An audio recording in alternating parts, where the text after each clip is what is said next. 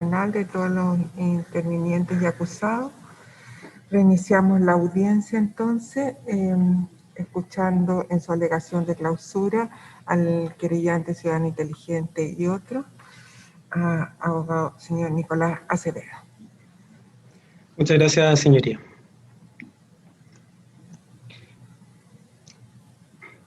En la próxima semana, el país va a conocer la sentencia que se dicta en uno de los casos más emblemáticos de corrupción que ha ocurrido en nuestro país. En la dictación de esta sentencia está en juego la respuesta de nuestro sistema institucional frente a las acciones de los acusados quienes abdicaron de sus obligaciones constitucionales para transformar un cargo de representación popular en un negocio privado. Los acusados transformaron su cargo en un espacio de corrupción. La corrupción como ese poder oculto que define las relaciones entre la política y la economía. El espacio que un país le entrega a la corrupción es a la larga un espacio que se encuentra sustraído de nuestra democracia. En la dictación de esta sentencia, entonces, sabremos si este juicio se constituye como un espacio de reproche institucional a la conducta de los acusados, o bien si se constituye como un espacio de impunidad. Las organizaciones que represento, Fundación Ciudadanía Inteligente y diversas federaciones vinculadas a la pesca artesanal, como bien saben ustedes, han comparecido en este juicio habilitadas por ley por una exigencia de justicia. En estas organizaciones está representada nuestra sociedad civil. Sociedad civil que tiene una expectativa de justicia frente a uno de los capítulos más oscuros de nuestra política democrática de los últimos 30 años. En este juicio no existe duda de la conducta de los acusados. Están los correos que demuestran las palabras utilizadas por los acusados. Están las boletas y las transferencias de dinero recibidas por intermediarios que actuaban bajo instrucción de los acusados. Están las declaraciones de los acusados en este juicio. Declaraciones cuidadosamente planificadas, pero a la larga inverosímiles. Y está todo el resto de la prueba disponible que corrobora el vínculo ilícito entre la empresa Corpesca y los acusados. Frente a todo esto, las defensas han intentado, desde el inicio de este juicio, plantear una explicación de los hechos inverosímil, una racionalización de los hechos, intentando presentarnos al acusado Orpi como una persona ingenua y al acusado Isasi como víctima de una conspiración que de alguna manera involucraría a todos los órganos del Estado, incluyendo el Ministerio Público, el Consejo de Defensa del Estado, el Comité de Ética de la Cámara de Diputados y los tribunales de justicia que acogieron las medidas cautelares en su contra. Pero además las defensas han introducido argumentos sin sustento jurídico. Me referiré a parte de esos hechos, porque ya se ha referido el Ministerio Público y las intervinientes que me han precedido, y aparte de esos argumentos, y voy a dividir mi alegato en tres partes. Me referiré primero a la reiteración de la conducta típica, me referiré después a la vinculación entre la aceptación de dinero y los eventuales actos del funcionario, y finalmente haré algunas específicas consideraciones sobre el dolo. Lo primero que nos dijo la defensa del acusado Orpiz al inicio de este juicio es que sorprendentemente el Ministerio Público no iba a poder demostrar hechos típicamente relevantes, sino que solo afirmar su antijuricidad material. Y nos dijo además que los acusadores debíamos supuestamente probar que en cada transferencia tuvo lugar una especie de reunión o conversación en la que se formalizó un pacto que fijaba obligaciones recíprocas entre el particular y el funcionario. Esta tesis no tiene ningún fundamento legal. De partida porque no existe duda que los acusados realizaron acciones típicas y formalmente antijurídicas. Porque es la ley y no los acusadores la que establece que la persecución de ciertos lucros, de ciertos beneficios, se torna incompatible con la función pública. Lo que nos quiere decir la defensa del señor Orpi es que debería existir una especie de reunión o conversación en la que formalmente, mediante una fórmula sacramental, se compre un acto del funcionario. Sin embargo, la ley no dice eso al definir la acción típica. La acción típica, el hecho, en palabras de Echeverry, el hecho que debe ocurrir en la realidad, no es reunirse, no es conspirar, no es concertarse, no es comprometerse. La acción, el verbo rector, es solicitar o aceptar, y el objeto de esa acción, el beneficio económico. En palabras de Politov, Matus y Ramírez, lo determinante es que el autor del delito haya manifestado una voluntad, con un móvil, una tendencia interna, la voluntad de recibir dinero. Ahí, su señoría, se encuentra el núcleo del injusto del cohecho, en la voluntad de recibir este beneficio económico. En este juicio, esa voluntad de los acusados se dirigía a aceptar dinero que podía ser vinculado a una expectativa o a una recompensa por parte del agente corruptor, Francisco Mujica. Las exigencias de la defensa del acusador Orpi no solo se contraponen a la ley, sino que se contraponen a la fenomenología de la corrupción. Si un carabinero o un juez acepta dinero de un particular después de realizar un acto favorable, después de no haberle pasado un parte, en el caso del carabinero, o después de haber dictado una sentencia favorable, en el caso del juez, ni el particular ni el funcionario tienen que expresar verbalmente obligación de ningún tipo. Se comete en ese caso un acto constitutivo de cohecho.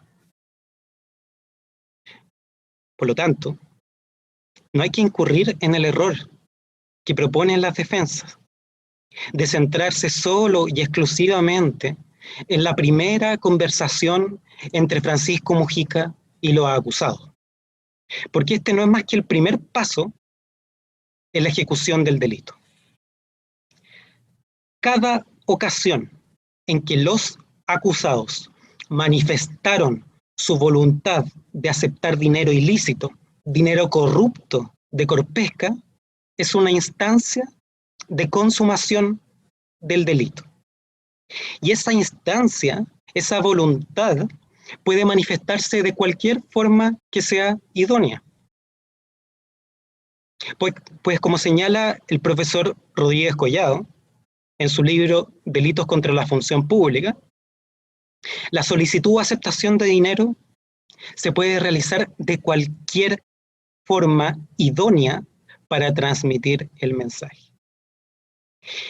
Y vaya que los acusados transmitieron de manera idónea su mensaje.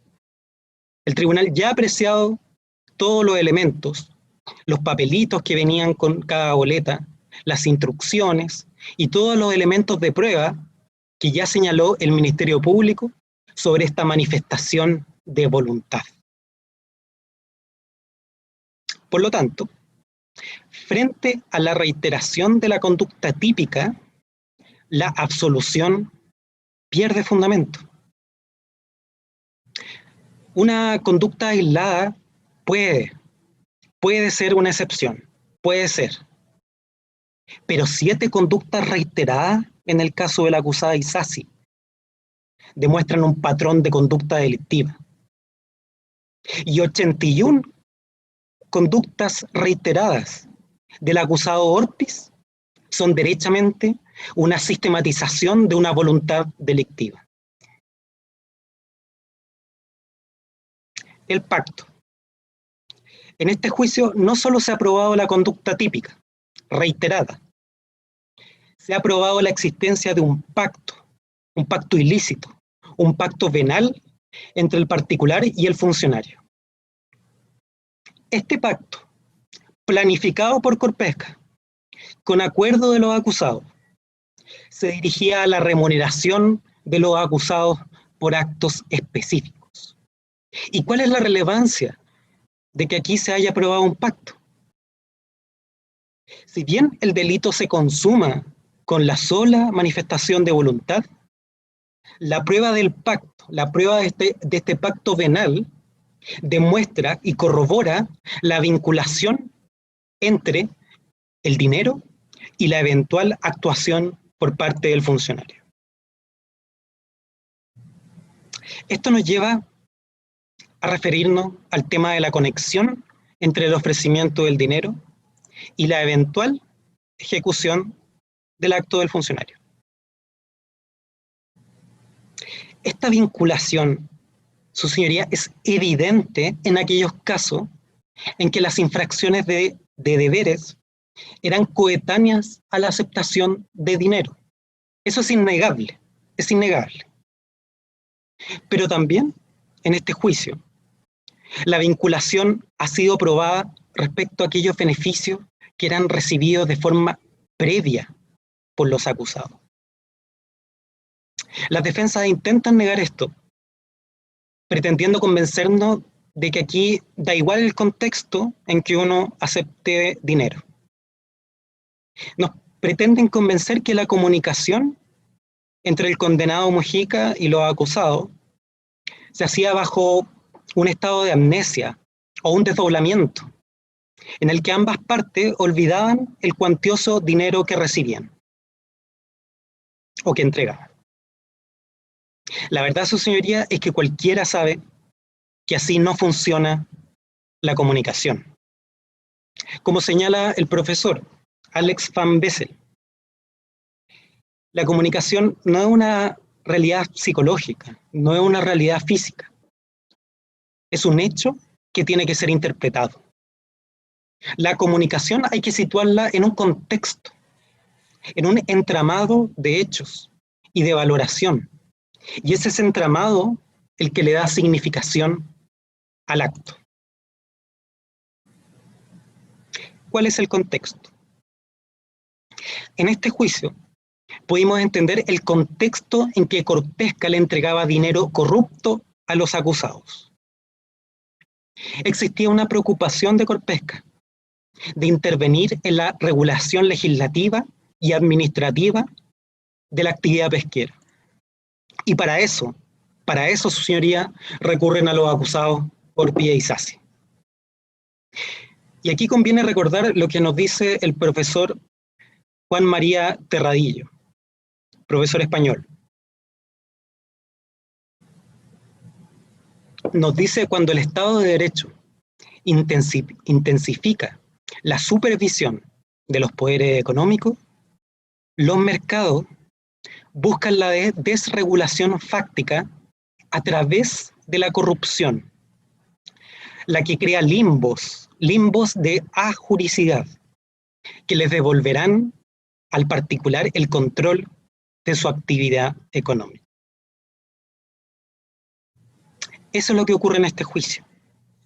Corpesca sabía que se venía una serie de modificaciones del sector pesquero que impactaban especialmente en la compañía. Porque, como señalaba el testigo Esteban Papich, Corpesca era y es la principal empresa en el norte. Todos los demás a lo más tendrán menos de su capacidad productiva. Y aquí conviene tener claro algo, señoría. Habían materias de interés para Corpesca, cuya importancia se advertía ya al momento del primer soborno a los acusados. ¿Cuáles eran estas materias? Sabemos que el acusado Isasi, por instrucciones de Corpesca, vota en contra de la incorporación de Chile a la ORP. Pero lo que también sabemos es que esta discusión se preveía ya desde el año 2007, y eso lo podemos confirmar con la declaración del testigo Jorge Choclair, quien dijo que cuando él asumió como subsecretario, esto es el año 2007, estaba en plena discusión la incorporación de Chile a la ORP. Sabemos que el oficio a Contraloría que Corpesca le instruye determinadamente confeccionar al acusado Orpis, ese oficio se relacionaba con una materia que afectaba a la empresa y que ya había sido prevista a lo menos desde finales de 2008, con la dictación del decreto exento número 1677, conforme a prueba documental 336, letra F, incorporada el 25 de septiembre de 2019. Ese decreto, que Orpis se compromete a impugnar, era un decreto que afectaba no solo al norte en general, a Corpesca, lo que fue corroborado por el testigo Manuel Besanilla, quien decía que Corpesca se encontraba dimensionada para recibir una determinada cantidad y que esa dimensión se veía afectada por este decreto. Los acusados, además, sabemos, intervienen en el 2012 en la tramitación de la ley de pesca, siguiendo las instrucciones específicas de Corpesca. Pero también sabemos que esta era una ley que se veía venir con bastante anticipación.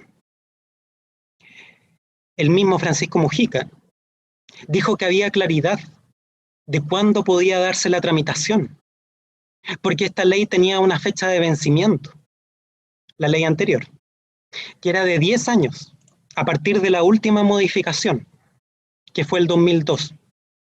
Por lo tanto, se sabía que la ley de pesca, la Ley General de Pesca, terminaba el 31 de diciembre de 2012.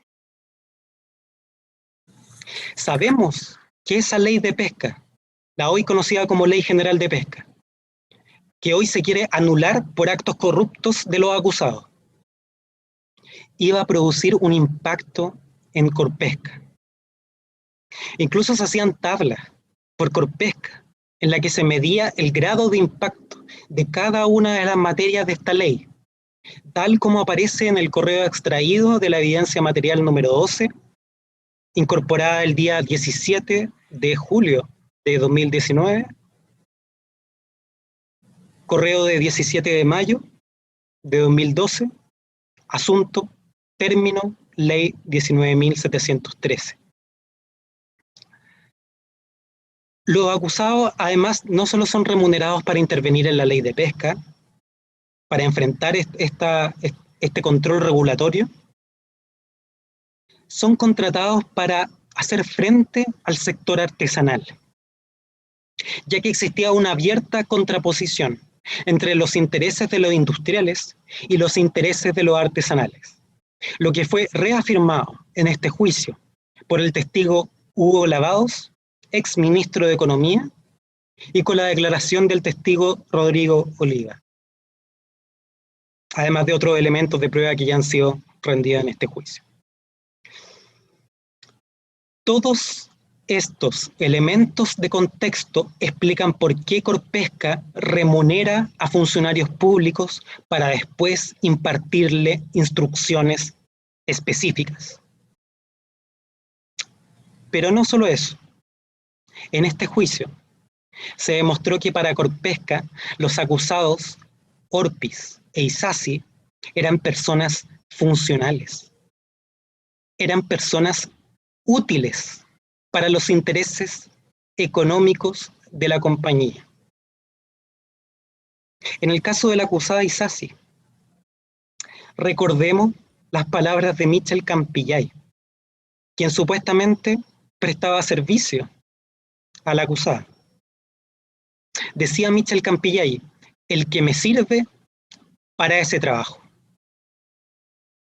Y después utilizó esa expresión al referirse a la acusada.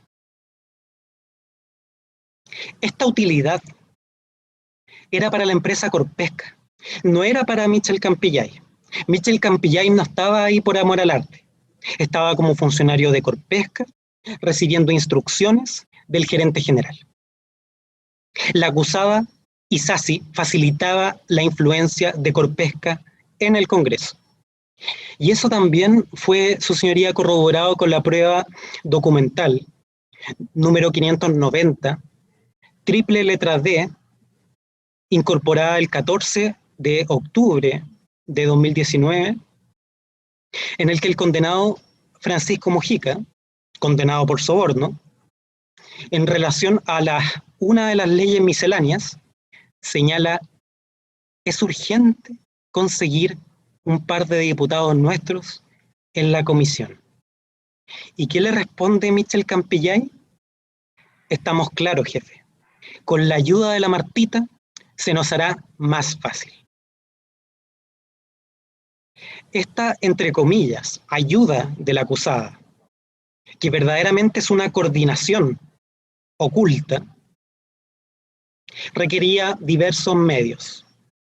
Requería instrucciones sobre cómo actuar, instrucciones sobre qué decir, instrucciones sobre cómo votar, todo lo cual fue exhaustivamente detallado por el Ministerio Público.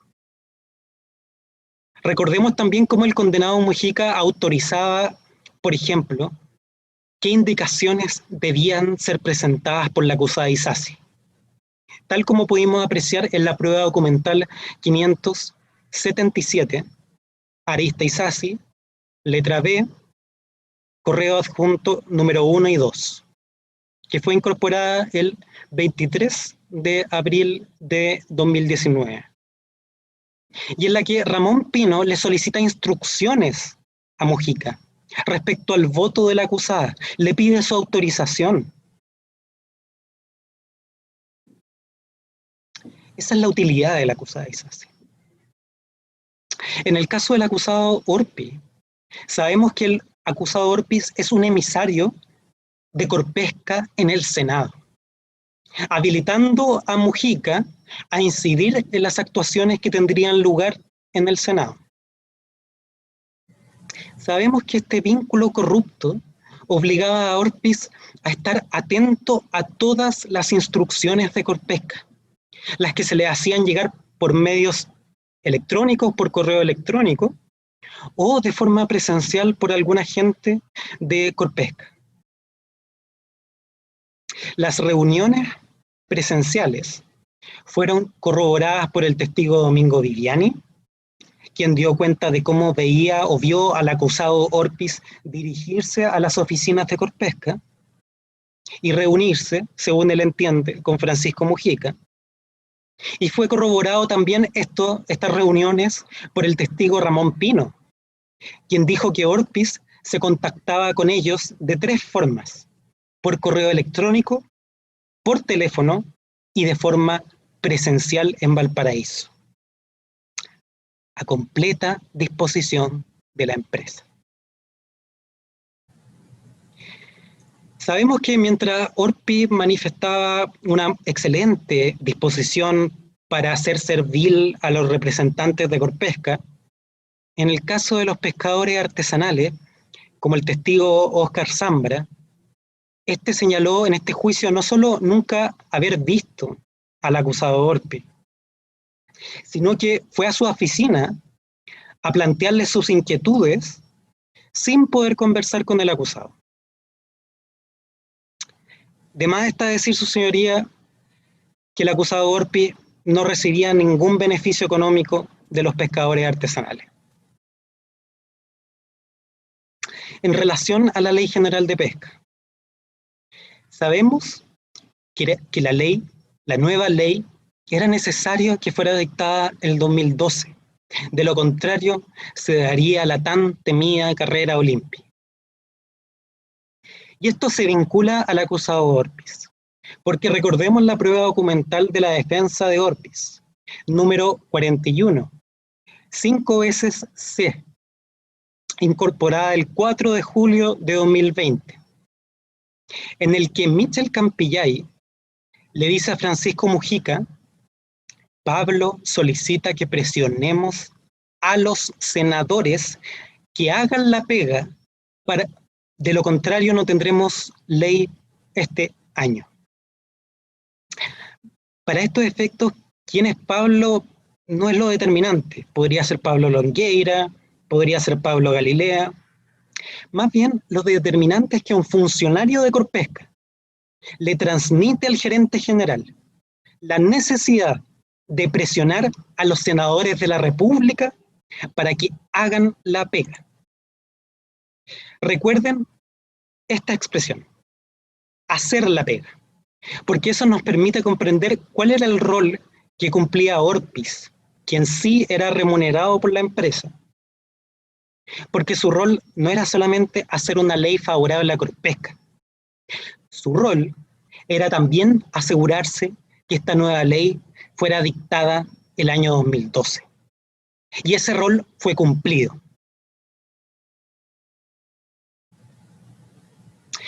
Orpiz facilitaba la influencia de Corpesca en el Senado, y Corpesca necesitaba intervenir en el Senado. Pudimos apreciar esto en el correo enviado por Mujica a Ramón Pino, correspondiente a prueba documental 577, número 1 romano, doble letra E, incorporada el 18 de julio de 2019, en el que, frente a ciertos resultados de la votación en la Cámara, Mujica le dice a Pino: votaría igual en contra, y todavía queda el Senado. Francisco Mujica, el agente corruptor, tenía un interés especial sobre lo que iba a ocurrir en el Senado. ¿Y qué mejor para eso que tener un senador remunerado por la empresa Corpesca?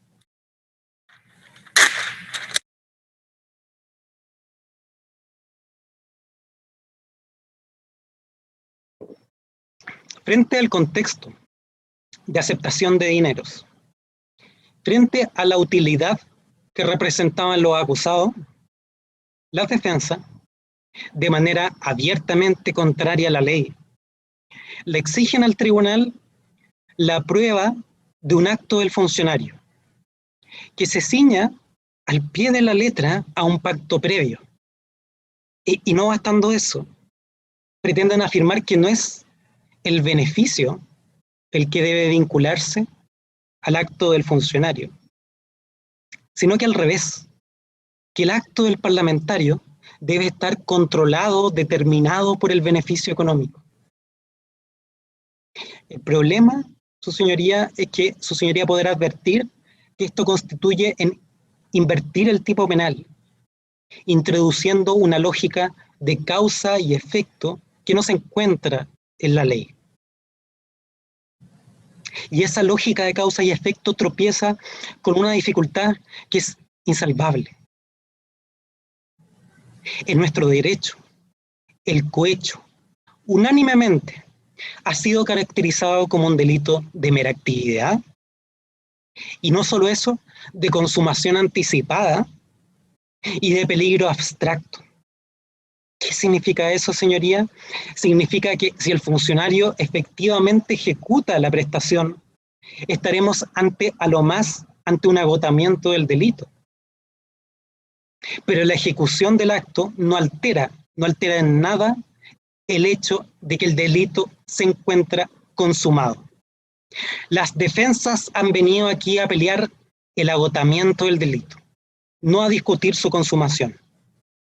Este intento por introducir exigencias adicionales al tipo penal que sean consecuencia de la acción típica es una lógica propia de un delito de resultado, como el homicidio, o de una condición objetiva de punibilidad, como el auxilio al suicidio, pero no un delito de mera actividad de peligro abstracto. La exigencia de un resultado o de un desempeño de una función pública que esté causalmente condicionada por el ofrecimiento de dinero, no forma parte de la estructura del tipo penal. El vínculo entre el ofrecimiento del dinero y la eventual ejecución del acto no es un vínculo de causalidad. No puede haber causalidad con algo que la ley no exige. Es un vínculo de referencia entre lo ofrecido por el particular y las acciones que podía ejecutar el funcionario. Es el contexto el que demuestra la vinculación entre el ofrecimiento de dinero y las posibles actuaciones que podía realizar el funcionario. Ese contexto es el que le da significación al dinero. Y ese contexto puede ser de dos tipos. Puede ser referido a un acto futuro o puede referirse a un acto pasado. Es tan válido como hipótesis de cohecho cuando el beneficio es ofrecido para ejecutar actos futuros, cohecho antecedente, como también cuando es una recompensa por actos pasados, cohecho subsiguiente. Ambas hipótesis se cumplen en este juicio. El beneficio era vinculable a eventuales actuaciones que podía realizar el funcionario, y eso se prueba por toda la prueba rendida en este juicio. Y el beneficio también, en ciertas ocasiones, era inmediatamente posterior a actos del funcionario.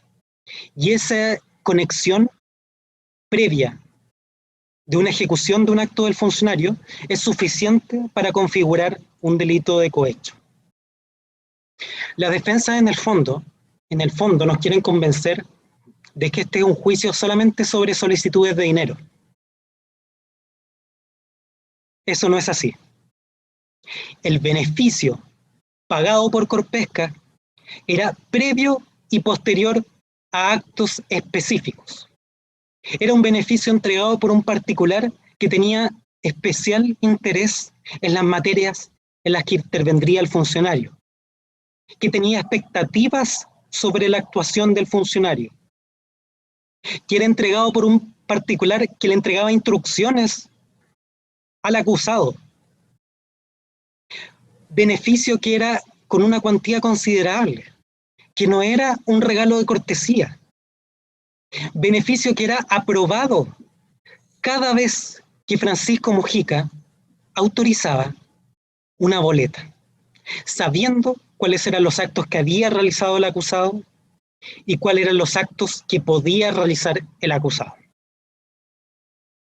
Indudablemente se satisfacen los elementos típicos del cohecho. En otras palabras, donde la ley solo exige una manifestación de voluntad, aquí se ha demostrado un acuerdo. Donde la ley solo exige eventuales actos del funcionario, aquí se han demostrado actos ejecutados. En este juicio, señoría, se ha aprobado más que lo que exige el tipo penal.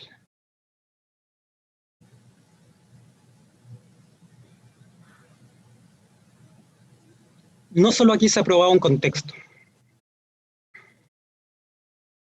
No solo aquí se ha aprobado la utilidad que significaban los acusados.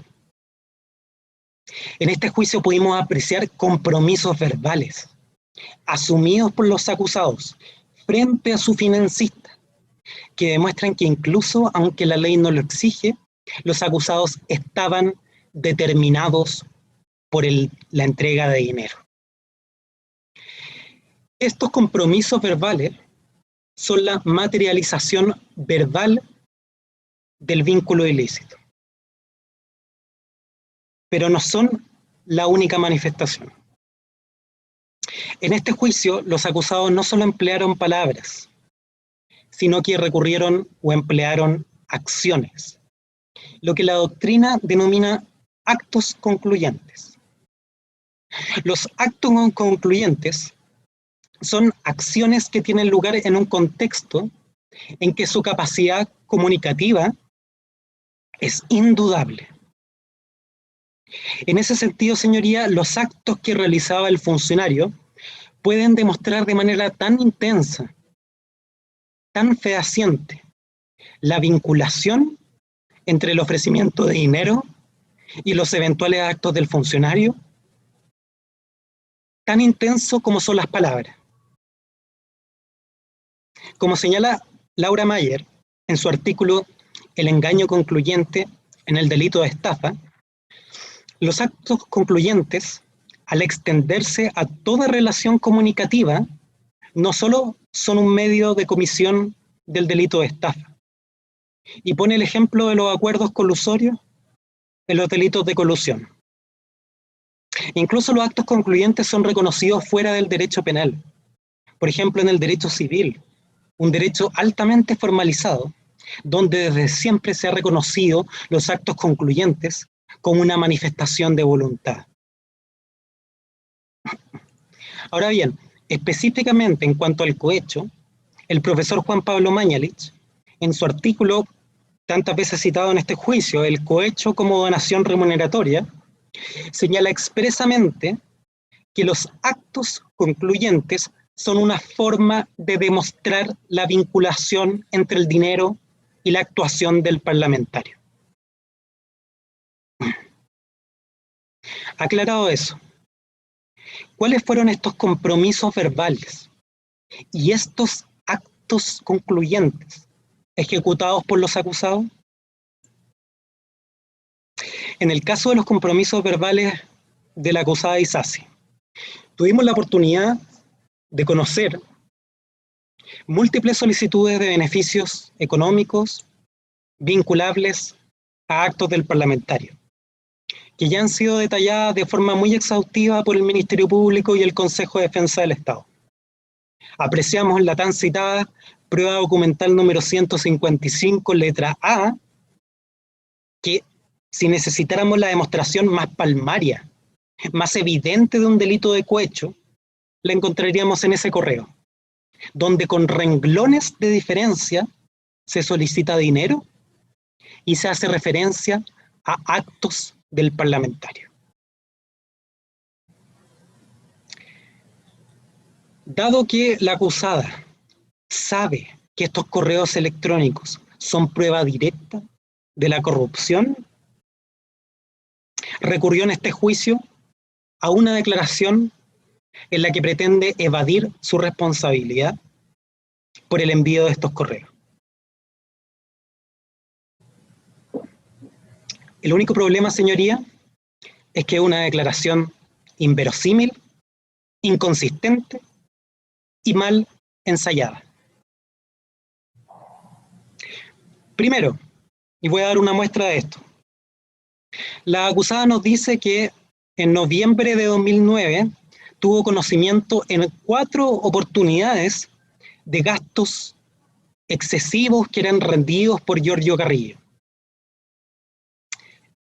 Las reglas de la experiencia dan cuenta que si yo descubro que alguien me está defraudando, no una, sino 4 veces, y con dinero destinado a una función pública, tomo alguna precaución. Pero ¿qué nos dice la acusada? Que ella no hizo nada durante años, dándole libre acceso a Carrillo, a su correo electrónico, y luego sabemos que Giorgio Carrillo deja de trabajar con la acusada en noviembre de 2011 por supuestas defraudaciones. Y sorprendentemente la acusada nos dice en su declaración libre que es recién el 2012 cuando descubre por casualidad la mala utilización de sus 3 correos electrónicos asociados a ella. Y por eso cambia sus 3 claves. Pero aquí hay un problema, señoría. La querella presentada por Marta Isasi en contra de su asesor, correspondiente al documento número 2 de la prueba de la defensa, es del 23 de diciembre de 2011. Y en esa querella se afirma a esa fecha ya tener conocimiento de la supuesta mala utilización de su correo institucional,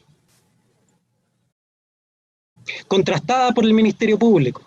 Con ese antecedente concreto, la acusada improvisadamente cambia su versión y nos dice ahora que el 2011 ya se había enterado de la mala utilización de su correo institucional, de uno de sus correos. Es decir, su señoría, lo que nos pretende convencer la acusada, además de tratar de convencernos de la consistencia de su declaración, es que ella descubre en 2009 alteraciones de gastos de su asesor.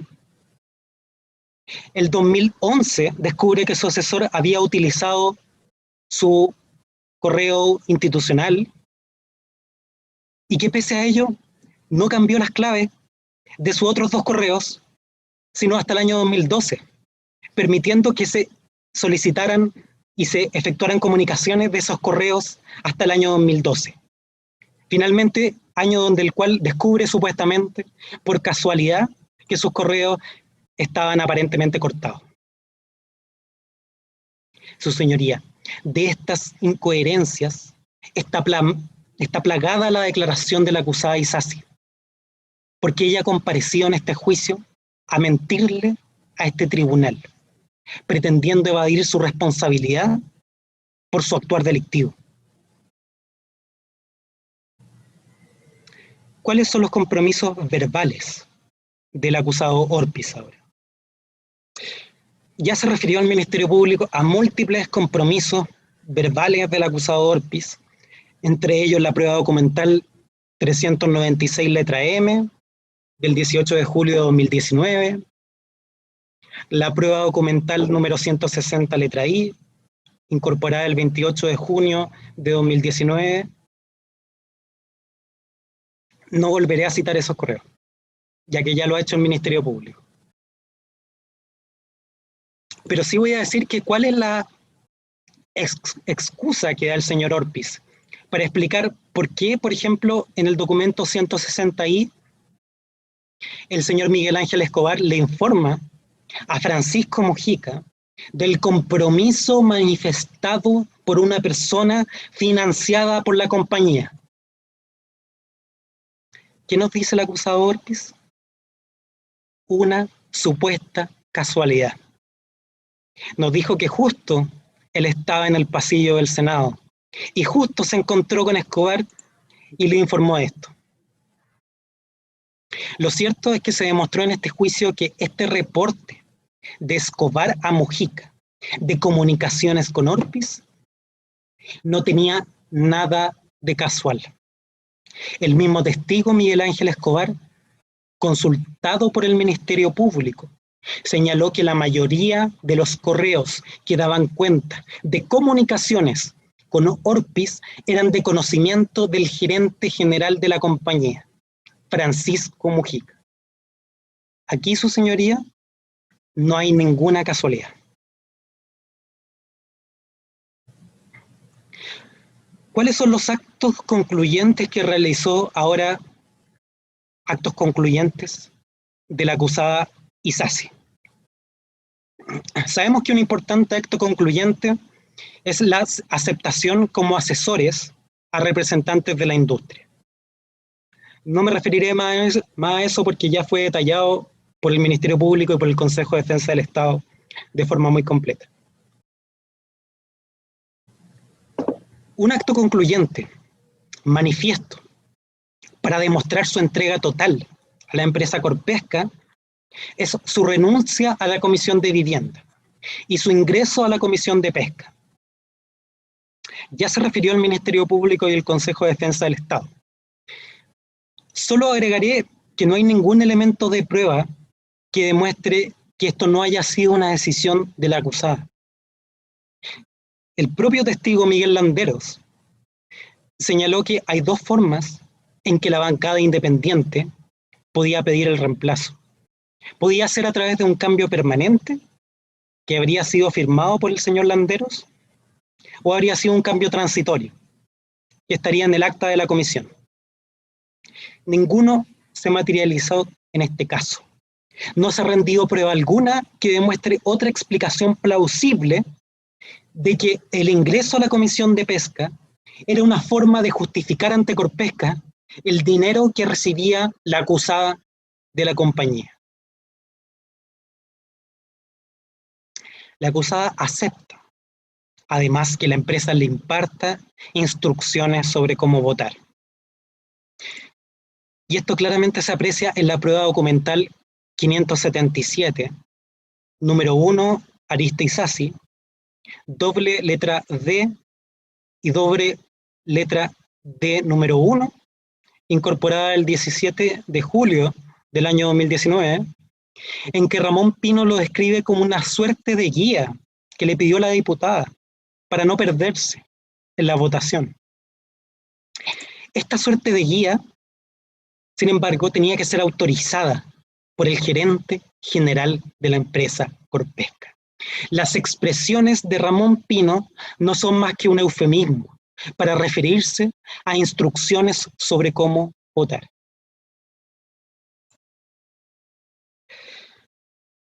La acusada en este juicio, en múltiples ocasiones, habló de ser una diputada independiente. Yo conté a lo menos 14 ocasiones en que señaló esto. Pero conviene preguntarse, señoría, ¿qué tipo de independencia? ¿Independencia del poder político? Puede ser. ¿Independencia del poder económico? Ninguna, señoría. Basta recordar una de las frases de uno de los discursos de la diputada, en la que anticipa su voto en contra a la ratificación de la ORP, donde señala actuar, comillas, como diputada independiente regionalista y en defensa de nuestros recursos naturales. El problema es que esa frase la redacta un representante de Corpesca. De independiente, nada, su señoría. Otra muestra de la actitud servil de la acusada para su sobornante la apreciamos en la prueba documental 577, número 1, doble letra B, número 1, incorporada el día 17 de julio de 2019, en el que Ramón Pino le envía a Francisco Mujica un discurso en sala para la discusión en la ley larga de pesca. Escrito en primera persona, a nombre de la acusada. Y a tal punto llega la completa disposición de la acusada a que la empresa le hiciera sus discursos, que al principio de ese discurso, entre paréntesis, hay una pregunta sobre a quién va dirigido el discurso, si al presidente o a los diputados en general. Su señoría, de haber sido confeccionado ese discurso por la diputada, no aparecería esa pregunta. Este es un discurso completamente confeccionado por la empresa Corpesca. Por lo demás, señoría, la propia acusada reconoció en este juicio, frente a contraexamen del Ministerio Público, que Mujica le había mandado con colores qué es lo que había que sacar y qué es lo que había que incorporar a los proyectos. Propuestas que incluso en una ocasión le envía al ministro de Economía, Pablo Longueira, con copia oculta a su sobornante, el señor Mujica. Todo lo anterior, señoría, corrobora la docilidad con la que la acusada ofrecía sus servicios a Corpesca y se constituía como un vehículo a favor de la empresa.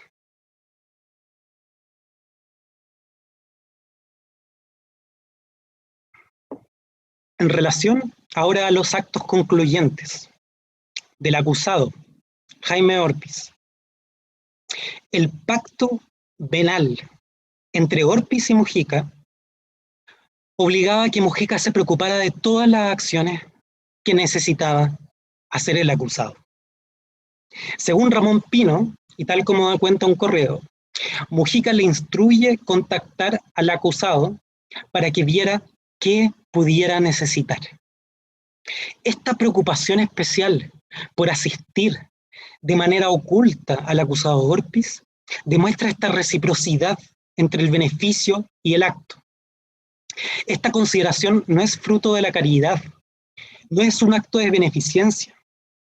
Tiene una razón concreta, señoría, como la posible intervención que iba a tener Orpiz en materias de interés económico de la compañía.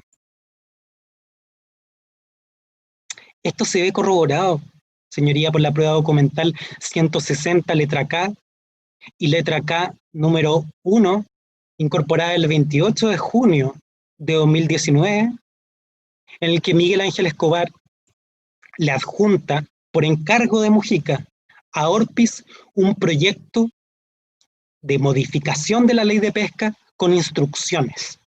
Y estas instrucciones fueron ratificadas por el testigo Miguel Ángel Escobar en este juicio. El acusado entonces acepta dinero de Corpesca, acepta recibir instrucciones de Corpesca y 3 días después se compromete a cumplir las instrucciones de Corpesca, tal como se pudo apreciar ya en la prueba documental 160, letra I, del 28 de junio de 2019.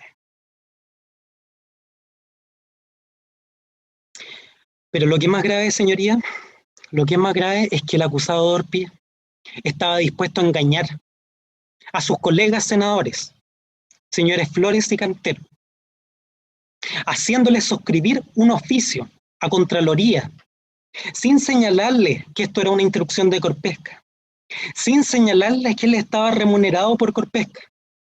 Y luego, para demostrarle a su benefactor que había cumplido con la instrucción, le remite desde su correo institucional una copia del dictamen de Contraloría, dando cuenta del cumplimiento del encargo. Este actuar desvergonzado del acusado Orpiz, aprovechándose de su cargo público, es un claro acto concluyente que demuestra la reciprocidad con su empresa financista. Por eso, cuando se revela el reportaje de CIPER, el acusado no reacciona con tranquilidad, con entereza, como alguien que sabe que hizo lo correcto, sino que se pone nervioso y complicado, tal como refirió Edson Figueroa al dar cuenta de la declaración de Bárbara Molina. Porque el acusado finalmente sabía que iba a quedar expuesta frente a todo Chile esta historia de corrupción política. Por lo tanto, tenemos evidencia directa en contra de los acusados Orpiz e Isasi, de que estos manifestaban una disposición activa, mediante palabras y mediante acciones, disposición que era congruente con los millones de pesos que recibían de la compañía. ¿Qué más se necesita para acreditar que estamos ante un delito de cohecho? ¿Alguien diría que el particular y el funcionario tienen que utilizar las mismas palabras que dice la ley, diciendo que es para ejecutar actos con infracción a los deberes del cargo, diciendo que es en virtud del artículo 248 bis del Código Penal? Lo cierto es que en este juicio se ha demostrado que los funcionarios solicitaron dinero, ejecutaron actos y posteriormente volvían a aceptar dineros, perpetuando este vínculo ilícito, este pacto venal entre el particular y el funcionario. Este pacto que ellos nunca decidieron revelar a las autoridades. No hay justificación para una absolución por cohecho. El legislador aquí no ha dejado un vacío de punibilidad precisamente para sancionar este nivel de actuaciones, como las de los acusados Orpiz e Isasi. Estas acciones perjudican el proceso de discusión parlamentaria. Son acciones que generan graves riesgos para la confianza de la sociedad en el desempeño de sus funcionarios públicos. Esa confianza que hoy en día está tan debilitada. En este sentido, el hecho de que determinados pagos hayan ido a financiar una campaña o deudas de campaña en nada altera la calificación por cohecho. Porque el financiamiento de deudas de campaña no es más que una mera cobertura de pago que tiende a incrementar la favorabilidad del funcionario hacia el particular. Lo que aquí la defensa denomina elegantemente como financiamiento irregular de campañas políticas no es más que una actividad encubierta de corrupción de funcionarios públicos.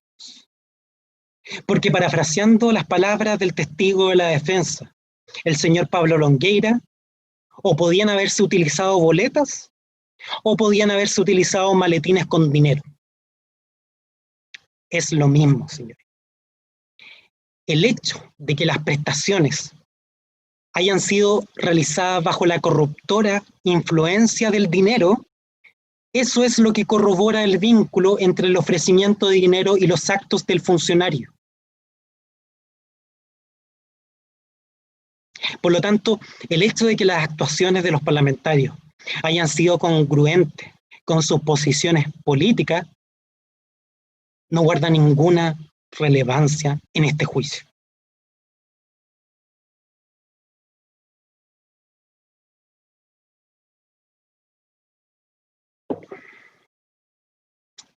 Me referiré, su señoría, finalmente a algunas consideraciones sobre el dolo.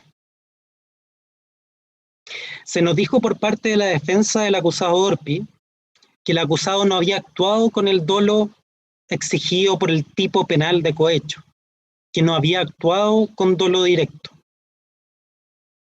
Eso es falso, señoría.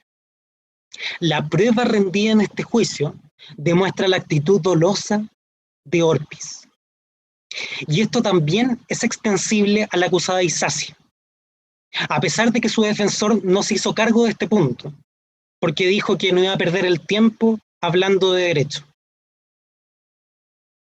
Su señoría, aquí hay algo inequívoco en este juicio. Los acusados eran conscientes de su actuar, eran conscientes de las circunstancias que rodeaban su actuar, y eso es suficiente para una imputación dolosa. Voy a dar razones para sustentar esa afirmación. Primero, el conocimiento de las circunstancias que configuran el tipo penal es la base de cualquier imputación de dolo. Se refirió sobre este tema el colega del Servicio de Impuestos Internos en relación al delito tributario, por lo tanto, voy a intentar no repetir lo que él ya señaló.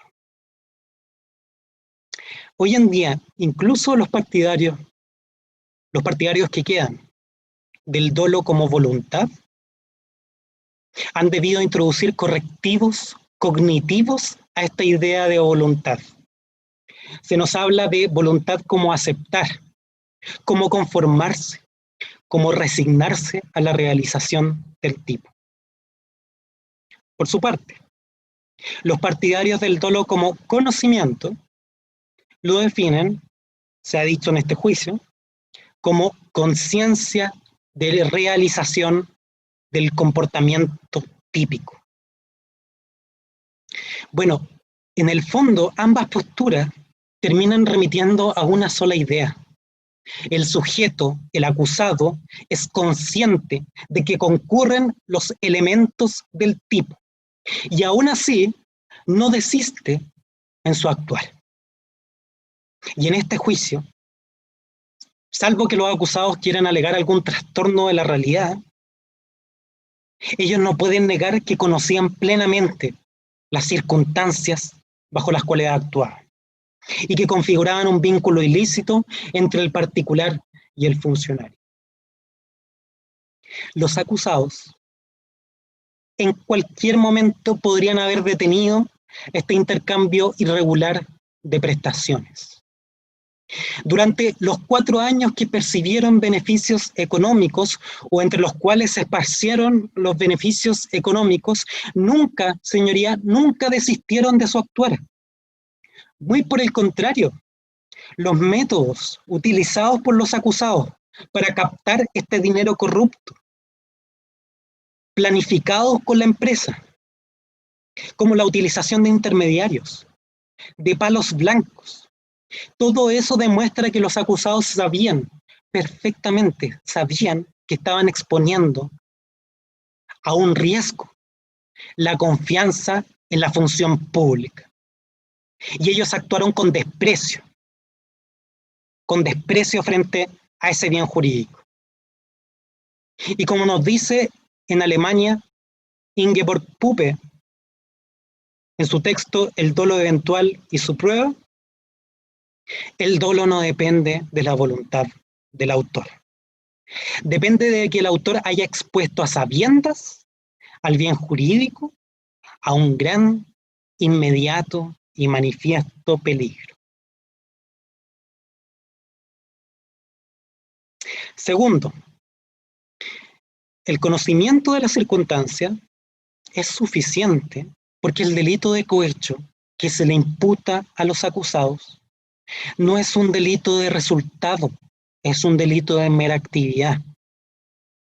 Y eso significa que toda referencia de la defensa del acusado Orpiz a la idea del dolo directo se encuentra fuera de lugar, porque se sabe que los delitos de mera actividad, la distinción entre el dolo directo y el dolo eventual pierde relevancia, porque no hay un resultado al cual dirigir ese dolo.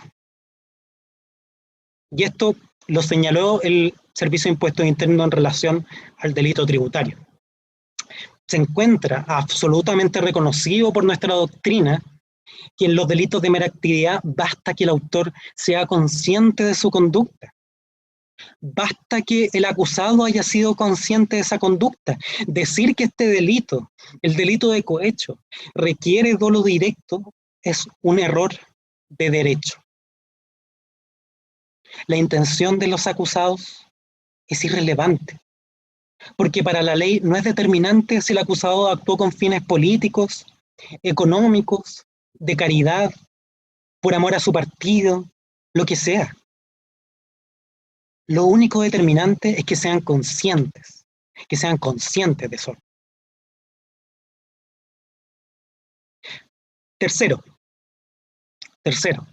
incluso si se asumiera que es posible la existencia de un delito de mera actividad con dolo directo, y se exigiera que el cohecho requiere dolo directo, igualmente llegaríamos a la conclusión de que los acusados han actuado con dolo directo, porque el dolo directo es sabido, admite 2 variantes, un dolo directo de primer grado y un dolo directo de segundo grado o de las consecuencias necesarias.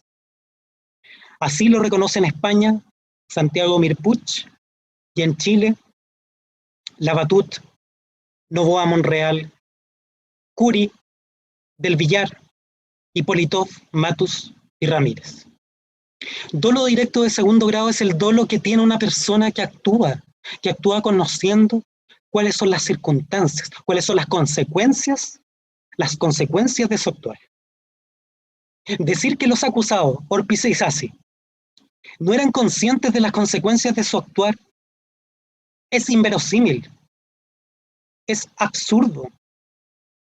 La propia ley orgánica del Congreso Nacional prohíbe que los parlamentarios posean un interés en sus actuaciones, precisamente por las consecuencias que tiene para nuestro sistema democrático el hecho de tener un parlamentario interesado votando un proyecto de ley.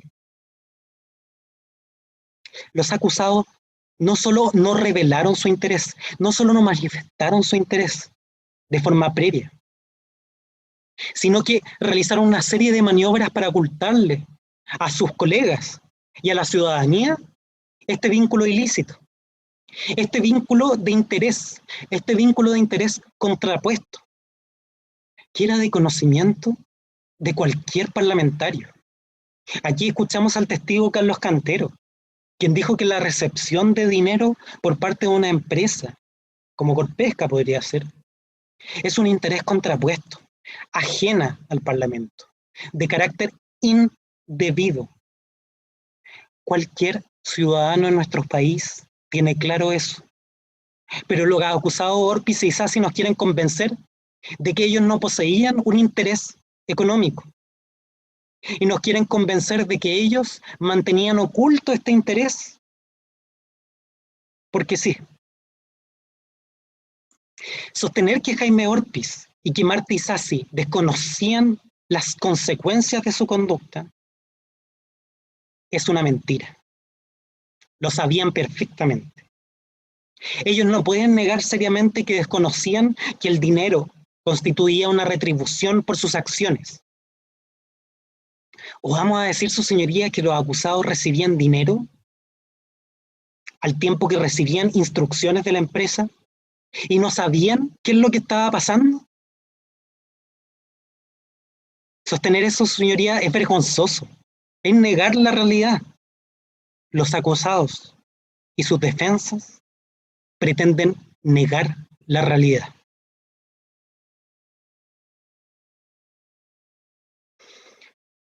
Cuarto, los acusados actuaron de forma dolosa, lo que se ve corroborado, reafirmado por la planificación acuciosa de su conducta. Porque como señala Gunther Jacobs en su texto Indiferencia como dolo, la planificación selectiva que realiza el autor del delito es demostrativa de un actuar doloso. Quien persigue fines no autorizados por el ordenamiento jurídico y lo hace con una planificación precisa, sin considerar ni siquiera como un obstáculo la realización del tipo penal, actúa con indiferencia y debe ser castigado como un autor doloso.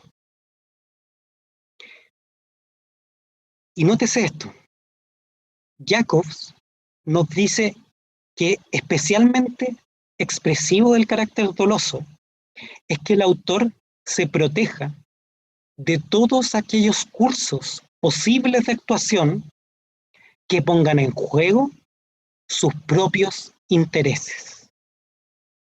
Y lo que es claro en este juicio, lo que es manifiesto, es que los acusados Orpiz e Isasi se protegieron frente a toda posible contingencia que pusiera en peligro sus intereses personales.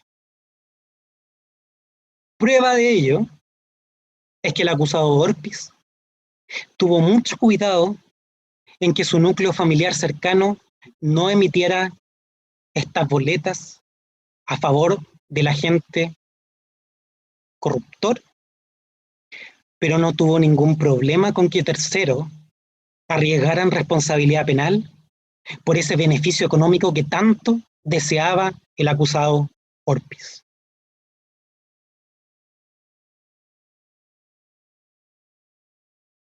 Quinto y último. Toda la prueba rendida en este juicio sobre el cohecho, que ha sido expuesta por el Ministerio Público y por el Consejo de Defensa del Estado y por este interviniente, demuestran que es posible construir un juicio de imputación. Las defensas pretenden, en el fondo, negar esto porque están comprometidas con una idea equivocada, la idea de que el dolo es un hecho que se constata y no un criterio de imputación, cuestión que ya han señalado todos los intervinientes que me han precedido. Y el problema no es solo que no se puede mirar dentro de la cabeza de los acusados Orpiz e Isasi. El problema es que cualquiera sea la persona acusada, si pudiéramos mirar adentro de sus cabezas, no encontraríamos ni una intención, ni una resignación, ni una conformidad con el tipo penal. Porque como señala Sánchez Hostiz, el dolo no es un objeto que comparece ante los sentidos, como el arma empleada por el delincuente, sino el producto de una imputación. Si decimos que Jaime Orpiz y que Marta Isasi actuaron de forma dolosa, es porque sabemos cuál es la máxima de actuación en la que basaron su comportamiento, que en este caso no es la probidad, es la entrega servil al poder económico. Los acusados conocían los hechos y no pueden sino conocerlos. Este tribunal puede y debe atribuirles conocimiento a los acusados Orpiz e Isasi. Porque en el fondo, lo que es determinante para este juicio es que los acusados actuaron en condiciones en que una persona razonable, dotada de los conocimientos que tenía el autor, no debería haber actuado de la misma manera. ¿Qué hicieron los acusados? En ningún momento pusieron obstáculo alguno a la aceptación de beneficios económicos. En ningún momento se negaron a recibir instrucciones. En ningún momento se negaron a que la empresa les colocara asesores. En ningún momento se negaron a que la empresa les preparara discursos. En ningún momento se negaron a que la empresa les confeccionara oficios. En ningún momento se negaron a que la empresa les pauteara sus opiniones. Nunca se negaron a manifestar compromisos frente a su financista. No lo hicieron porque para Jaime Orpiz y Marta Isasi lo más conveniente era seguir recibiendo su dinero ilegal.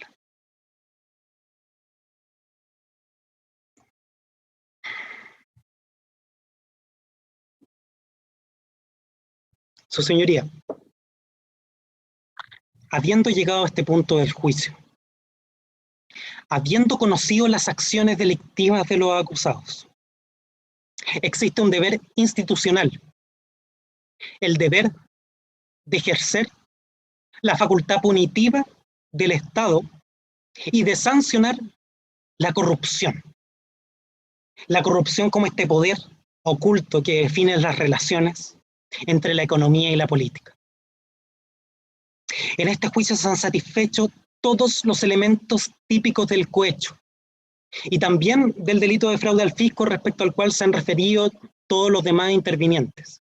Y aquí, en relación al cohecho, no es posible soslayar toda la evidencia que corrobora la tesis acusadora y que demuestra la falta de credibilidad de esos artificios que componen las defensas de los acusados. No eran 40 cajas de dulces, ni 40 millones de cajas de dulces, eran 40 millones de pesos. No era el interés general del norte, era el interés particular de Corpesca. No era solo un financiamiento ilegal de campañas políticas, era el equivalente a maletines con dinero. No eran orientaciones o asesorías, eran instrucciones de sus sobornantes. Los acusados, Jaime Orpiz, Marta Isasi, han transgredido la confianza ciudadana y han mostrado un desprecio no solo por este estándar de probidad, sino también un desprecio con sus propios electores. Esos electores que lo eligieron porque confiaron en que los parlamentarios no se iban a entregar al poder del dinero. Quien muestra un desprecio de esa magnitud por nuestra democracia debe hacerse responsable de sus actos. En este juicio no hay justificación para la impunidad, porque no solo es perjudicial para nuestro sistema cuando se condena a un inocente, sino que también cuando se absuelve a una persona manifiestamente culpable. Avalar jurídicamente, penalmente, los actos de los acusados es renunciar al deber institucional de sancionar la corrupción. Con eso pongo término a mi alegato, señoría. Muchas gracias. Gracias a usted. Bueno, y en razón de ello, ya aproximándonos a la hora de cierre, vamos a hacer el receso hasta el día de mañana, en que recibiremos el alegato de la parte querellante por don Hugo Gutiérrez. Así es. ¿Usted había estimado en cuanto a su intervención, señor San Martín? Señoría, habíamos estimado realizar el alegato de clausura en lo que sería media jornada. Así que si iniciaría yo a las 9, sería de 9 a 10:30, el primer bloque. ¿Estaría en condiciones entonces la defensa del acusado señor Ortiz de iniciar sus alegaciones de clausura a las 11 de la mañana de mañana? Sí, su señoría. Perfecto. Entonces, como lo anunciara, hacemos el receso hasta el día de mañana con las clausuras anunciadas. Hasta mañana, que tengan buena tarde. Mañana, Muchas gracias, señoría. Hasta mañana, Hasta señoría. mañana. Mañana, señoría.